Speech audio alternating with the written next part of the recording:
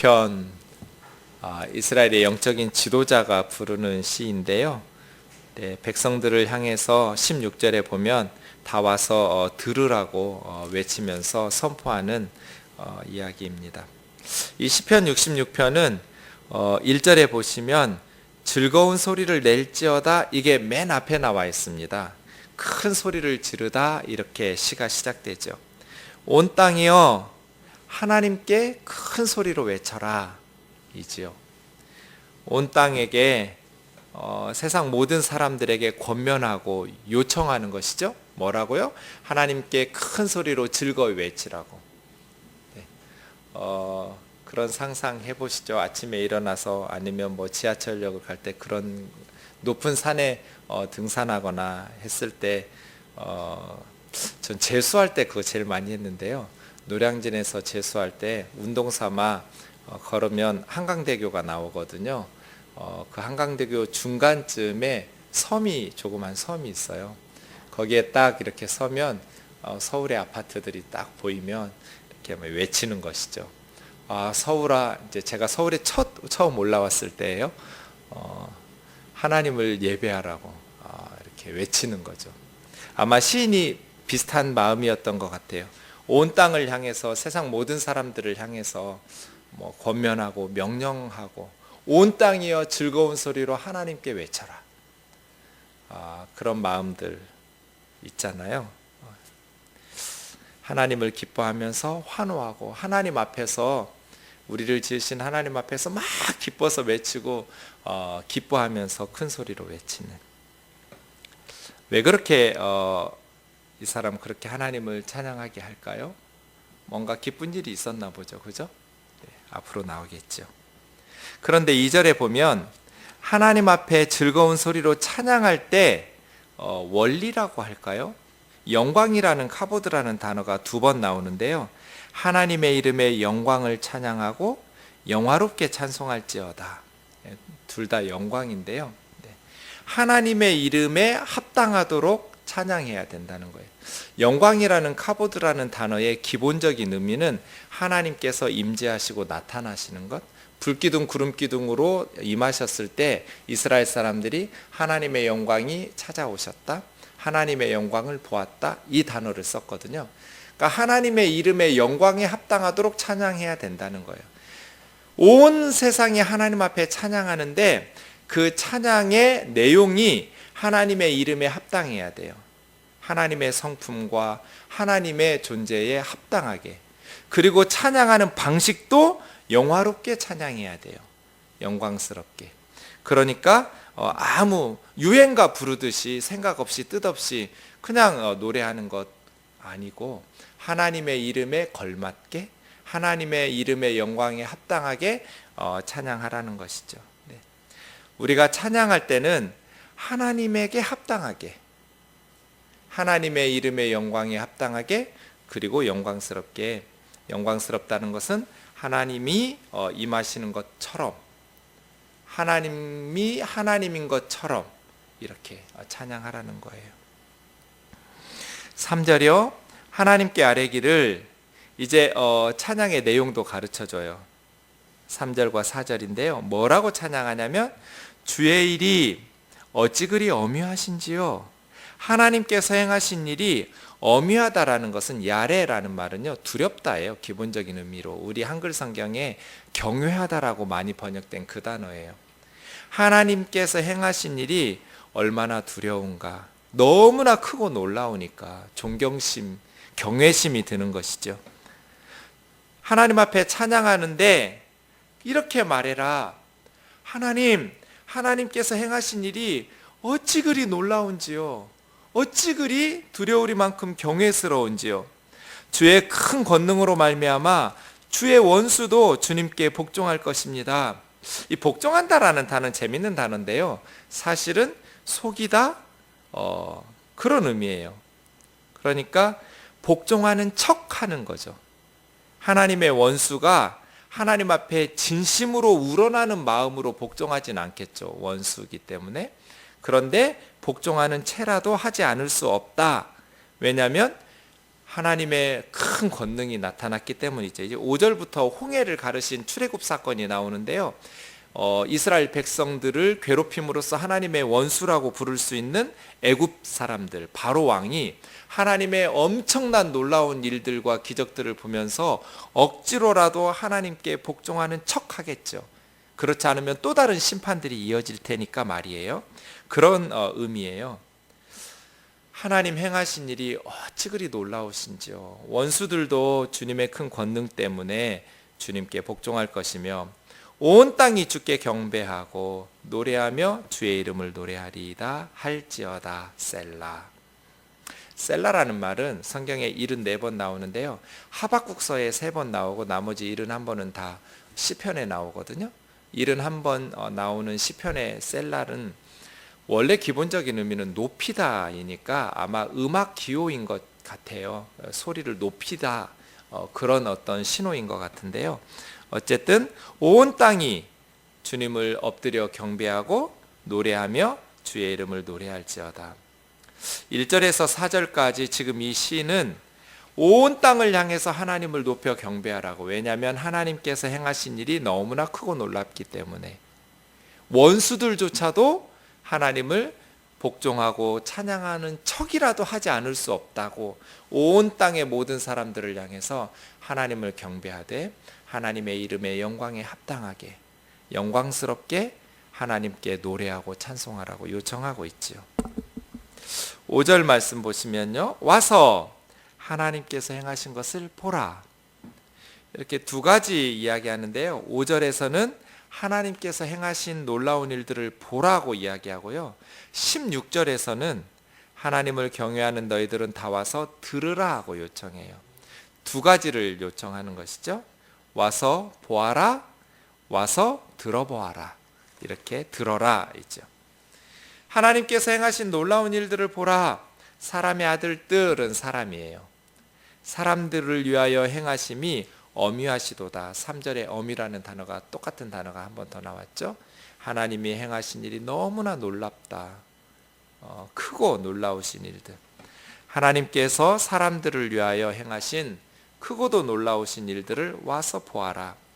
하나님이 바다를 변하여 육지가 되게 하셨으므로 무리가 걸어서 강을 건넜고 홍해를 가르신 사건이죠. 이제 우리는 죽었다 생각했는데 사망의 강을 갈라서 생명의 길을 만들어 놓으셨어요. 홍해를 바다를 변하여 육지가 되게 하셨으므로 무리가 걸어서 강을 건너고 우리가 거기서 주로 말미암아 기뻐하였도다. 홍해를 건너면서 자기 백성을 구원하시기 위해서라면 홍해 바다도 갈라버리시는 그 하나님의 구원을 기뻐하면서 하나님 앞에 주로 말미암아 기뻐하였다라고 하는 것이죠. 그래서요, 지금 우리는 기쁨을 상실한 시대 같아요. 행한 일들이 너무 많은데 우리나라 사람들은 참 행복하게 살 조건들이 너무나 많은데 기쁨을 상실해 버렸어요. 이스라엘 백성들에게 와서 좀 보라는 거예요. 하나님이 행하신 놀라운 일들을 좀 보라. 그리고 소리 높여서 찬양해라. 기쁜 소리, 즐거운 소리를 바라고 기쁘게 하나님 찬양하라는 거예요. 건강을 잃는 건 너무 괴롭죠. 재산을 잃는 것도 참 괴로운 일이에요. 그런데 기쁨을 상실하는 것보다 괴로울까요? 삶의 의미가 없어져 버렸어요. 하루하루가 너무 지겹고 버거워요. 기쁨을 상실하면 그렇게 돼요. 건강도 잃어서는 안 되고 물질도 잃어서는 안 되지만 무엇보다도 기쁨을 잃어서는 안 되는 거예요. 하나님께서 우리에게 처음으로 살도록 하신 그 지역 이름을 에덴 동산이라고 그랬어요. 에덴이라는 지역에 동산을 만드셨어요. 그 에덴이 기쁨이에요. 행복. 하나님께서는 우리가 행복하게 살기를 원하신 것이죠. 우리 아이들이 어떻게 살았으면 좋겠어요? 공부 잘해서 명문대 나와서 정말 남부러울 것 없이 그렇게 큰 위대한 일들을 하면서 사는 것 좋지요. 기특하겠죠. 그러나 무엇보다도 행복하게 살기를 원할 거잖아요. 우리 아이의 하루하루가 행복하게 살았으면 좋겠다. 네. 근데 왜 우린 이게 잘 안 될까요? 누구도 다른 사람을 괴롭히기 위해서 사는 사람은 없거든요. 그런데 가까이 있는 사람들을 힘들게 하고 결과적으로 괴롭히면서 살아갈 때가 참 많죠. 왜 그럴까요? 즐거이 외치지 못할까요? 왜 하나님 앞에 이렇게 기쁘게 찬양하면서 살아갈 수 없을까요? 제가 결혼해서 몇 년 동안 똑같은 기도를 했거든요. 새벽 기도 마칠 때마다 하나님, 제 아내가 더 좋은 그리스도인 되게 해주세요. 이렇게 좀 바꿔주세요. 근데 매일 기도했는데 안 들어주시는 거예요. 제가 아무리 생각해도 제 기도 내용에 문제가 없어요. 하나님께서 그걸 기뻐하실 것 같아요. 안 바뀌어요. 제 아내도 그렇게 기도했겠죠. 우리 남편 좀 바꿔달라고. 어느 날 큐티 하다가 그런 생각을 했어요. 내가 이 기도를 언제까지 해야 되나? 앞으로 계속해도 안 들어주실 것 같은 거예요. 그래서 한 3년쯤 하다가 바꿨어요. 기도 내용을 바꿔야겠다. 어차피 안 들어주실 거니까. 들어주실 만한 기도 내용으로 기도를 바꿔야겠다. 절망 가운데에서 생각해 봤어요. 뭐라고 기도하지? 난 지금까지 계속 내 아내를 변화시켜 달라고 기도했는데 그럼 우리 가정이 행복해질 것 같은데 갑자기 기도했던 내용을 바꾸려니까 뭐라고 기도해야 되는지를 생각하면서 내가 내 아내에게 제일 원하는 게 뭐지? 이런 질문을 던져봤어요. 제가 제 아내에게 제일 원하는 게 뭘까요? 그 대답을 생각하고 저 스스로 깜짝 놀랐어요. 나랑 결혼해서 사는 이 여자가 하루하루 행복한 거예요. 그걸 제일 원하더라고요. 행복하게 사는 것. 그래서 기도를 바꿨어요. 하나님, 나랑 결혼해서 사는 내 아내가 하루하루 행복한 삶을 살게 해주세요. 저 그거 제일 원해요. 기도를 시작한 지 이틀째인가 됐어요. 퇴근해서 저녁에 자려고 누웠는데 부엌에서 소리가 나요. 여보, 음식물 쓰레기 좀 버려주세요. 그건 제 일이 아니거든요. 저희 집은 각각 잡이 정해져 있어요. 제 일은 쉬는 월요일에 집안 대청소하는 거하고 빨래하는 게 제 일이에요. 그건 제 일이 아니에요. 음식물 쓰레기 버리는 건. 근데 왜 갑자기 새벽에 기도했던 내용이 생각났을까요? 나랑 사는 이 여자가 하루하루 행복하게 해주세요. 저는 그러면 제 아내 마음을 바꿔주실 줄 알았어요. 그런데 갑자기 옷도 다 갈아입고 추운데 밖에 깜깜한 밤에 나가는 게 귀찮았는데 평소 같았으면 싫어, 그건 내 일이 아니야 했을 텐데 기도가 생각이 나서 그래 그랬어요. 옷을 갈아입고 그걸 음식물 쓰레기를 갖다 버리고 왔는데 아내도 그냥 한번 찔러본 거거든요. 안 해줄 줄 알지만 그래도 한번 말해본 것 같아요. 근데 들어주니까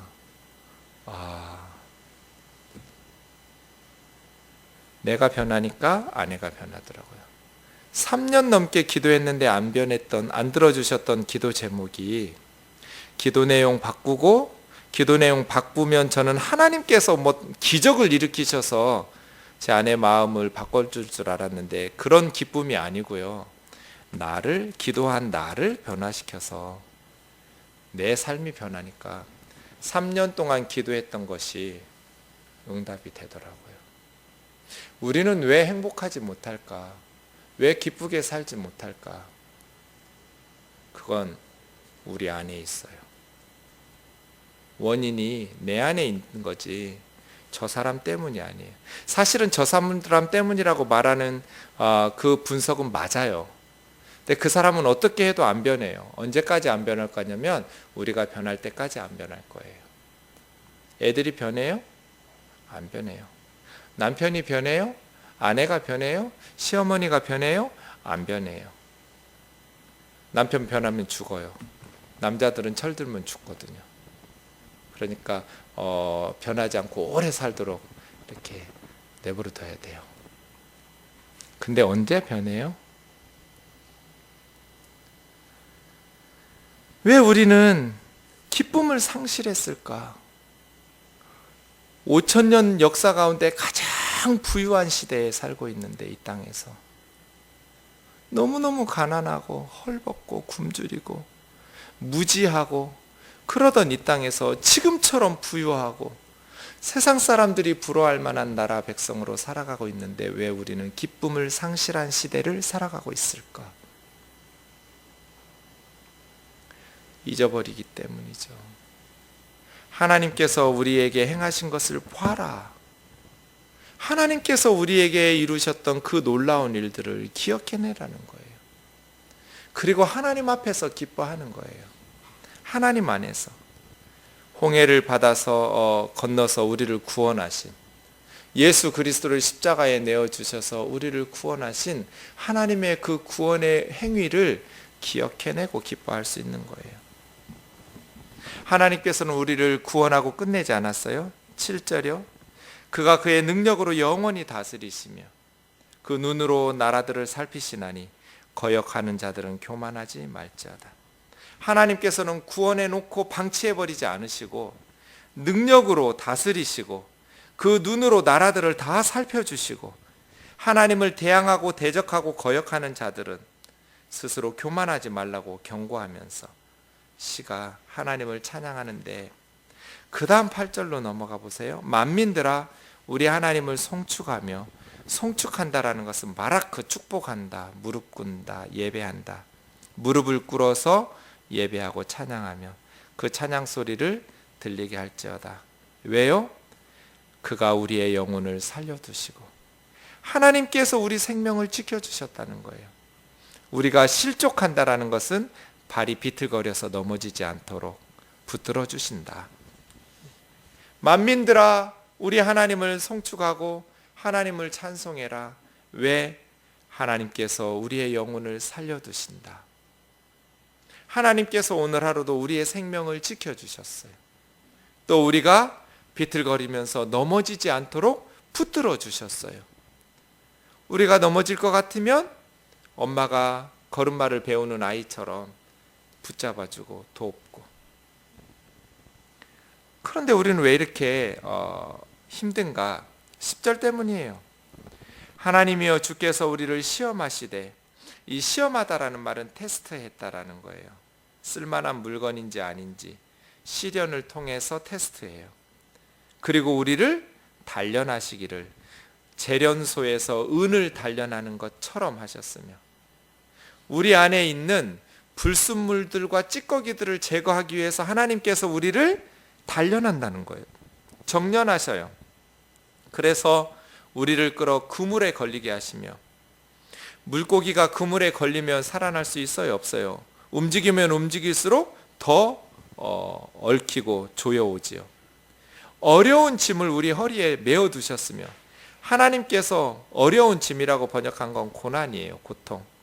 이 고난과 고통이라는 단어는 눌러서 뭉개는 것이 기본 의미예요. 압박하는 것, 숨도 못 쉬도록 허리를 졸라매도록 고난과 고통을 우리의 삶에 묶어 놓았어요. 사람들이 우리 머리를 타고 가게 하셨으며, 타고 간다는 단어는 원래는 짐승을 타고 간다는 동사거든요. 짐승을 타고 가야 되는데 우리 머리를 타고 간다는 것은 머리를 짓밟고 원수들이 그렇게 땅에 엎드려져서 적군에게 짓밟히는 상황이에요. 그러니까 하나님께서 10절에서 우리를 시험하시면서 단련해 나가시는데, 우리를 단련하시는 이유는 두 가지거든요.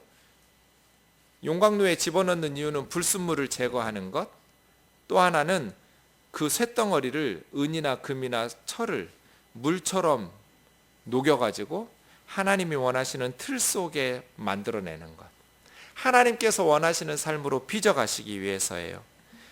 어떤 시험과 단련이었어요? 11절에 그물에 걸린 것처럼, 또 무거운 고난과 짐을 허리에 묶어두신 것처럼, 적군들이 머리를 짓밟고 타고 가는 것처럼.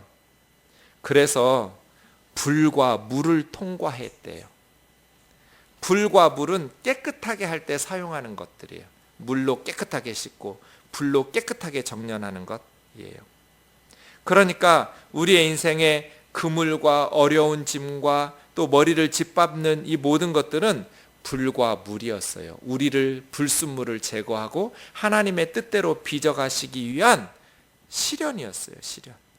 혹시 여러분 그물에 걸린 것 같으세요? 움직이면 움직일수록 더 옥조이는, 도저히 벗어날 수 없을 것 같은 그러한 시련, 그런 역경과 고난. 지금 여러분은 불과 물을 통과하는 중이에요. 마치 은을 재련소에 넣고 찌꺼기 제거시켜서 정금과 같이 만들어내는 것처럼 말이에요. 그리고 마침내 우리를 끌어내사 풍부한 곳에 들이셨도다. 개인과 공동체, 이스라엘의 공동체 역사를 보면서 시인이 고백하는 거예요. 하나님께서 우리를 단련하셨다. 불구덩이 속에서, 또 구덩이 속에서 통과시켜서 우리를 깨끗하게 단련해 가셨다. 그리고 마침내 풍부한 곳에 들이셨다. 왜요? 저는 목회하잖아요. 불과 물을 통과하지 않은 사람이 풍부한 곳에 가면 뭐 하는 줄 아세요? 죄져요. 그 풍부한 것을 가지고 하나님의 도구로 사용해서 하나님 안에서 그렇게 값지게 살지를 않아요. 그래서 하나님께서 불과 물을 통과하게 하시는 거예요. 그 풍부한 것을 누리면서도 망하지 말라고 말이죠. 그런데 사람들은 풍부한 곳에 들어가기만을 원해요. 그물이나 어려운 짐이나 머리가 짓밟히는 것은 싫어해요. 악을 쓰죠. 그러나 견뎌내야 돼요. 이스라엘 백성들이 애굽에서 노예로 살고 있었어요. 홍해바다 건넜어요. 바로 가나안 땅 주었으면 어떻게 됐을까요? 400년 동안 노예 근성에 찌들어 있던 이 사람들이 풍부한 젖과 꿀이 흐르는 가나안 땅에서 어떻게 살았을까요? 40년 광야 훈련을 받았는데도 가나안 땅에 들어가서 하나님 버렸잖아요. 자기들 마음대로 살았잖아요. 그 풍부함 때문에 무너졌잖아요. 한국 교회는 어떤가요? 선교사님들이 130년 전에 제물포에 언더우드 아펜젤러가 왔어요. 1885년이에요. 지긋지긋하게 가난하던 선교사님들의 선교 편지에 보면 이 땅에 과연 소망이 있는, 너무너무 암담한 세대였어요. 하나님께서 6.25와 일제강점기를 통과하게 하셨어요. 그 속에서 한국 교회는 살아남았어요. 근데 70년대, 80년대를 지나면서 언제나 열매는 다음 세대가 따는 것 같아요. 우리 부모님 세대가 고생하면 우리의 자녀들 세대가 그 열매를 누리고요. 우리들이 고생하면 우리 자녀들 세대가 그 열매를 누리는 것 같아요. 영적으로도 마찬가지 같아요. 우리 할머니, 할아버지 세대, 어머니, 아버지 세대가 그렇게 가난해서 불과 물을 통과해냈어요. 그래서 믿음으로 살아냈어요. 하나님을 체험했으니까요. 그래서 교회들이 크면요, 한국 초대교회는 그 큰 교회에서 자만하지 않고 목사님이 그 큰 교회를 놔두고 다시 교회가 없는 교회로 15개, 20개씩 개척한 우리 아버님 세대 목회자들이 참 많았어요. 불과 물을 통과해내니까 풍부한 곳에 이르렀어도 거기에서 지금처럼 세습할 생각을 안 했어요. 억대 연봉을 받아가면서 좋은 차 몰고 좋은 집 누리면서 그렇게 산다는 생각을 못했어요. 하나님께서 풍부를 주셨지만 정말 그 믿음을 지켜냈어요. 모세와 함께 살았던 사람들, 여호수아와 함께 살았던 사람들, 그런데 사사시대가 시작되면서 여호수아 죽고, 여호수아와 함께 살았던 세대 장로님들 죽고, 그 다음 일어난 세대가 어땠어요? 우리 사사기에서 배웠잖아요. 하나님 버리고 그 풍부한 것을 누리고 더 풍부해지기 위해서 바알과 아스타롯과 우상들을 숭배하고 섬기고,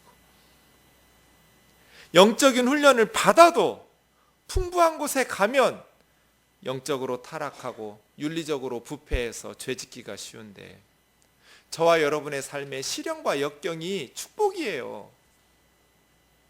그게 없었다면, 제가 제 인생에 장담할 수 있는 거 있어요. 만약에 제가 중학교 2학년 때부터 아파가지고 수술하고 죽을 뻔한 위기를 거치지 않았다면 전 절대로 목사 되지 않았을 거예요. 이렇게 믿음으로 살지 않았을 것 같아요. 놀기 좋아하고 친구들 좋아하고 귀찮은 거 싫어하고 남에게 말 듣는 거 나서는 거 싫어하고 절대로 이렇게 신앙생활 하지 않았을 것 같아요. 하나님께서 물과 불을 통과하게 하시니까, 그렇게 물과 불을 통과해도 교회가 좀 커지고 성도들이 늘어나고 하니까 교만해지고 스스로 마음이 삐딱해질 때가 있어서 정신이 번쩍번쩍 들 때가 많은데, 그런 하나님께서 연단의 길을 통과하지 않았다면 그냥 좋은 환경에서 잘 자라서 진짜 두려운 일이에요. 여러분의 삶 가운데 물과 불을 통과하고 있다면, 그물에 걸린 것 같고 어려운 짐이 허리에 묶인 것 같고 머리가 먼지 속에 흙 맨바닥에 처박혀서 짓밟히는 것 같을 때에는 하나님의 사랑이 적은 게 아니에요. 하나님의 능력이 줄어든 것도 아니에요. 하나님께서 여러분을 버리신 것도 아니고 무관심하신 것도 아니에요. 하나님께서 여러분을 연단하는 거예요. 은이 용광로 속에 들어갈 때 죽을 것 같겠죠, 뜨거워서. 그러면서 불순물들을 제거해내는 거잖아요. 성경 보세요. 용광로 통과하지 않고 제대로 하나님의 나라를 섬겼던 성경 인물이 누가 있는지 저는 아직까지 한 명도 못 찾았어요. 용광로 통과하지 않으니까, 그리고 풍부한 곳에 이르니까 망친 사람들은 많아요. 대표적인 사람이 솔로몬이에요. 솔로몬이 나라 망했어요. 온갖 우상들, 이방 여인들 아내로 1000명을 데리고 살면서 이스라엘 땅에 우상 숭배 천지로 만들어내버렸어요. 용광로를 통과하지 않았잖아요.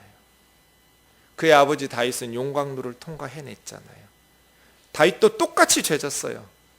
살인죄, 간음죄를 지었어요. 그런데 다윗은 풍부한 곳에 이르러서 죄 졌지만 다시 하나님 앞에 회개하고 눈물로 침대를 적시잖아요. 용광로를 통과했기 때문이에요. 그래서요, 저와 여러분의 삶 가운데 역경과 시련이 오면 더 하나님께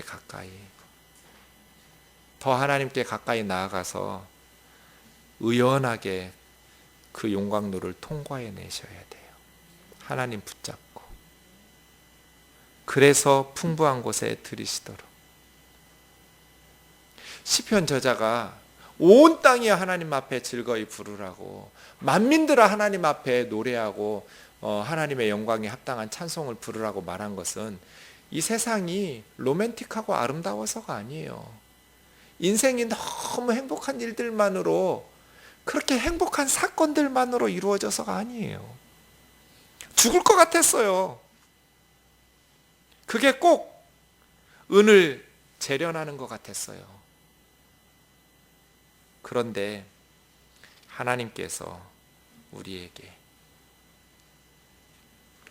그 과정을 통해서 풍부한 곳으로 이르게 하셨다는 거예요. 13절이요.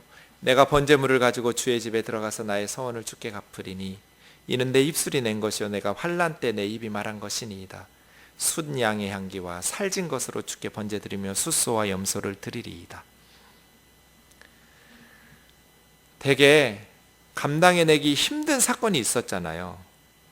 은을 재련하는 것 같은 사건, 물과 불을 통과하는 것 같은 사건, 그렇게 힘들 때 이 시인이 하나님 앞에 서원한 거예요. 이 고통을 벗어나게 해주시면 제가 하나님 앞에 이런 약속을 지키겠다고. 그래서 감당해내기 힘든 그러한 시련 후에 하나님께서 끌어내셔서 풍부한 곳에 이르게 하셨어요. 지금은. 그러니까 이제는 뭐 하는 거예요? 번제물을 가지고 성전에 가서 서원을 갚은, 하나님 이것만 벗어나게 하시면 하고 하나님 앞에 약속한 것을 지켜내는 거죠. 어떤 서원이었어요? 내 입술이 낸 것이고 환난 때 내 입이 말한 것. 하나님이 강요한 거 아니에요. 서원은 목사가 강요해서는 안 돼요. 그냥 자발적으로 내 입술이 낸 것이고 내 입이 말한 거라고, 자원해서 내가 한 거라는 거예요. 어려웠을 때 억지로 한 게 아니라 내 입술 내 입으로 자원함으로 자발적으로 서원했었다. 이제는 풍부한 곳에 이르렀으니 순양의 향기와 살진 것으로 번제드리겠다고. 여윤 것으로 말라깽이로 아니에요. 좋은 것으로, 하나님께 드릴 때는 좋은 것으로, 살진 것으로 아낌없이 하나님 앞에 드렸어요. 우리가 그럴 수 있잖아요. 이 어려움만 벗어나게 해주시면 내가 이렇게 하겠다고 약속했다가도 그 어려움을 벗어나고 나면 이제 아까운 마음이 들어가지고, 그런데 이 사람 그렇게 하지 않았어요. 살진 것으로, 좋은 것으로 하나님 앞에, 하나님을 두려워하는 너희들아 다 와서 들어라. 그래서 이 사람이 영적 지도자라는 거예요. 하나님을 경외하는 하나님의 백성들에게 이제 와서 들어보라는 거예요. 하나님이 내 영혼을 위하여 행하신 일을 내가 선포하리로다. 내가 나의 입으로 하나님께 부르짖으며 나의 혀로 높이 찬송하였도다. 부르짖은 건 기도예요. 그러니까 하나님 앞에 부르짖어 기도했었고 하나님 앞에 높이 찬송했다는 거예요. 순서가 중요하다고 생각해요. 저는 너무나 한숨 나고 어려웠는데 기도하다 보면 찬송이 나와요. 환경은 그대로인데 하나님을 바라보면서 하나님 앞에 얘기하다 보니까 마음에 담대함이 생기고 위로가 생기고 소망이 생겨서 하나님 앞에 찬양이 나오기 시작한 것이죠. 내가 나의 마음에 죄악을 품었더라면, 마음으로 죄악을 품고 즐기면 안 되는 것이죠. 기도할 때는 주께서 듣지 아니하셨을 것이다. 기도는 말을 잘해야 들어주시는 게 아니에요. 죄를 씻어내야죠. 마음으로 품고 즐기고 있는 죄가 없어야 돼요. 하나님 앞에 나아가려면 회개하고 씻은 후에 하나님 앞에 부르짖은 거예요. 하나님이 실로 들으셨으며 내 기도 소리에 귀를 기울이셨도다. 상상해 보세요. 저와 여러분이 기도할 때 하나님께서 허리를 굽혀서 귀를 이렇게 대시는 거예요. 우리가 뭐라고 기도하는지 귀를 기울이시는 거예요. 하나님 들으셨다. 네. 그런 상상 안 하세요? 전 날마다 해요. 하나님 귀 좀 이리 대보세요.